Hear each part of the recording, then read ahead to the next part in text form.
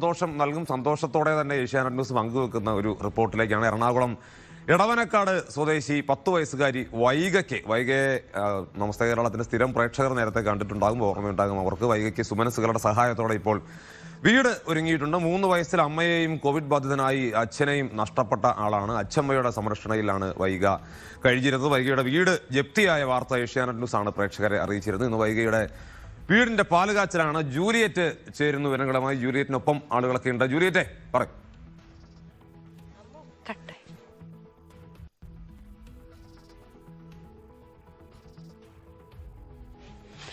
അബ്ജോദ്, ഏറെ സന്തോഷത്തോടെയാണ് ഞാനിന്ന് ഇവിടെ നിൽക്കുന്നത്. കാരണം 5 മാസം മുൻപ് എടവനക്കാട് സ്വദേശിയായ വൈഗ എന്ന 10 വയസ്സുകാരിയുടെ വാർത്ത നമ്മൾ തന്നെ നമസ്തേ കേരളത്തിലൂടെ നൽകിയതാണ്. ഈ 10 വയസ്സിനിടയിൽ ഒരു സങ്കടക്കടൽ മുഴുവൻ താണ്ടിക്കയറിയ ഒരു കുഞ്ഞാണ് വൈഗ. വൈഗയ്ക്ക് 3 വയസ്സുള്ളപ്പോൾ വൈഗയുടെ അമ്മ ഒരു അപകടത്തിൽ മരണപ്പെട്ടു. പിന്നീട് 4 വർഷങ്ങൾക്കിപ്പുറം അച്ഛൻ കോവിഡ് ബാധിതനായി മരിച്ചു.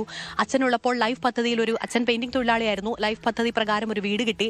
പക്ഷേ ആ വീട് പൂർത്തിയാക്കാൻ അച്ഛന് കഴിഞ്ഞില്ല. അതിനു മുമ്പേ അച്ഛൻ മരണപ്പെട്ടു. വീട് പൂർത്തിയാക്കാൻ വേണ്ടി ബാങ്കിൽ നിന്ന് ലോൺ എടുത്തിരുന്നു. അത് പിന്നീട് വൈഗയുടെ അച്ഛമ്മയാണ്. വൈഗയുടെ അച്ഛമ്മയ്ക്ക് ആ ലോൺ അടയ്ക്കാൻ കഴിഞ്ഞില്ല. അങ്ങനെ ആ വീട് ജപ്തിയായ വാർത്ത ഏഷ്യാനെറ്റ് ന്യൂസിലൂടെയാണ് പ്രേക്ഷകർ അറിഞ്ഞത്.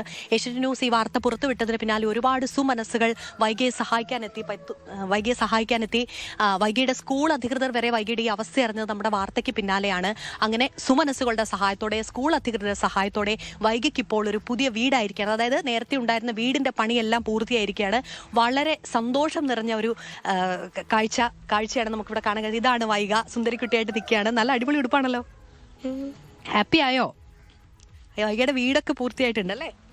ഹാപ്പി ആയിരിക്കുകയാണ് വൈഗയ്ക്ക് അങ്ങനെ വീഡിയോയുടെ മുന്നിലൊന്നും വരാൻ വലിയ താല്പര്യമില്ല എന്നാണ് അബ്ജോദ് പറയുന്നത്. എന്തായാലും വൈഗ ഇവിടെ ഫ്രണ്ട്സുമായിട്ടൊക്കെ അടിച്ചു പൊളിച്ച് കളിച്ചുകൊണ്ടിരിക്കുകയാണ്. എന്തായാലും വൈഗ ഇന്ന് പുതിയ വീട് പാല് കാച്ചിക്കുകയാണ്. വൈഗയുടെ അച്ഛമ്മയാണിത്, റീത്ത. അന്ന് നമ്മളോട് പറഞ്ഞത് അല്ലേ, ഈ വീട് പൂർത്തിയാക്കാൻ പറ്റാത്തതിൽ വലിയൊരു സങ്കടമായിരുന്നു. ഇപ്പൊ എന്തായാലും സന്തോഷമായി. ഒരുപാട് പേരുടെ സഹായത്തോടെ സന്തോഷമായി. ഒരുപാട് പേരുടെ സഹായത്തോടെ വീട് പണി തീർന്നു. സന്തോഷമായി. വളരെ സന്തോഷം. ഇന്ന് എന്തായാലും 10 മണി കഴിയുമ്പോഴേക്ക് വീട്ടിലേക്ക് കയറുക. എത്ര മുറികളുണ്ട്? 2 മുറി, ഒരു ഹാള്, അടുക്കള.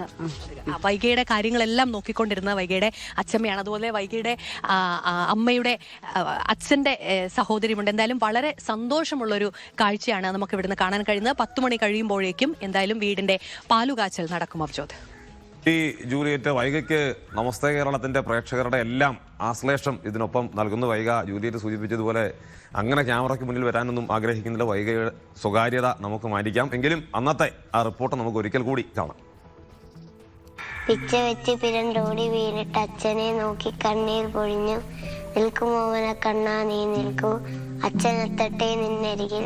നിൽക്കുമോമന ചന്തമേ നിൽക്കൂ, അച്ഛനീ ഉടുപ്പൊന്നു മാറട്ടെ. ഉഷ്ണമാണെന്റെ മക്കളെ, ദേഹത്തുപ്പ് നാറും തുടച്ചിട്ടെടുക്കാം. ക്ലാസ്സിൽ പഠിക്കുന്ന കവിതയാണ്. കേൾക്കാൻ അച്ഛനും അമ്മയുമില്ല. ഫോട്ടോകളും അച്ഛമ്മ പറയുന്ന കഥകളും തന്റെ മങ്ങിയ ഓർമ്മകളുമാണ് വൈഗയ്ക്ക് അച്ഛനും അമ്മയും. ബൈക്ക് അപകടത്തിൽ അമ്മ മരിക്കുമ്പോൾ ഈ കുഞ്ഞിന് പ്രായം 3. 4 വർഷത്തിനിപ്പുറം കോവിഡ് ബാധിതനായി അച്ഛനും പോയി. വാടക വീട്ടിൽ വൈഗയ്ക്കൊപ്പം അച്ഛമ്മ റീത മാത്രമായി.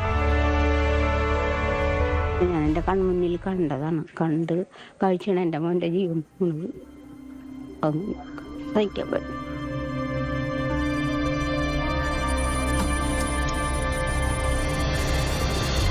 തീരാ നൊമ്പരത്തിനിടയിലും മുന്നോട്ടൊന്ന് നടന്നു തുടങ്ങിയതാണ്.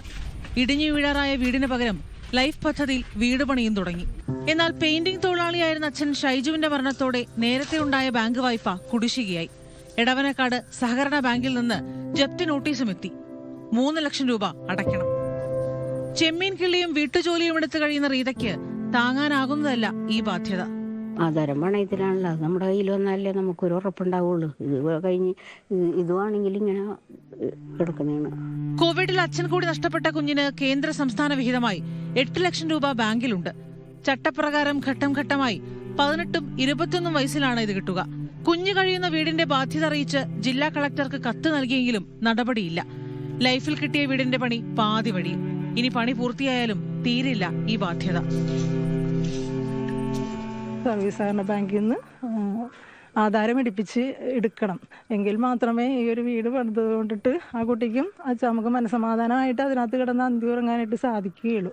5 into 2 = 10. 6 into 2 = 12. ഈ പൊന്നോമനയെ പറത്തിവിടേണ്ടിയിരുന്ന 2 ചിറകുകളാണ് അറ്റുപോയത്. ചേർത്ത് പിടിക്കേണ്ട സർക്കാർ സംവിധാനങ്ങൾ നൂലാമാലകൾ തിരയുന്ന തിരക്കിലാണ്. കോവിഡ്, ബാങ്ക് വായ്പ ജപ്തി. ഈ 10ാം വയസ്സിൽ ഈ കുരുന്ന് ഇനിയും എന്തൊക്കെ കേൾക്കണം? എറണാകുളം എടവനക്കാട് നിന്നും കൃഷ്ണകുമാറിനൊപ്പം അഖിലാനന്ദകുമാർ, ഏഷ്യാനെറ്റ് ന്യൂസ്. നേരത്തെ അഖില പറഞ്ഞത് മെച്ചപ്പെട്ട അഖിലയാകണമെന്നാണ്. ഇങ്ങനെ കൂടുതൽ ആളുകളുടെ, കൂടുതൽ കുഞ്ഞുങ്ങളുടെ, കൂടുതൽ മനുഷ്യരുടെ പ്രശ്നങ്ങൾ പ്രേക്ഷകരിലേക്ക് എത്തിച്ചും അവർക്ക് ഇത്തരം അവരുടെ ജീവിതത്തിൽ മാറ്റങ്ങൾ ഉണ്ടാക്കുകയും കൂടുതൽ മെച്ചപ്പെട്ട അഖിലയാവട്ടെ. നമുക്ക് കലോത്സവ വാർത്തകൾ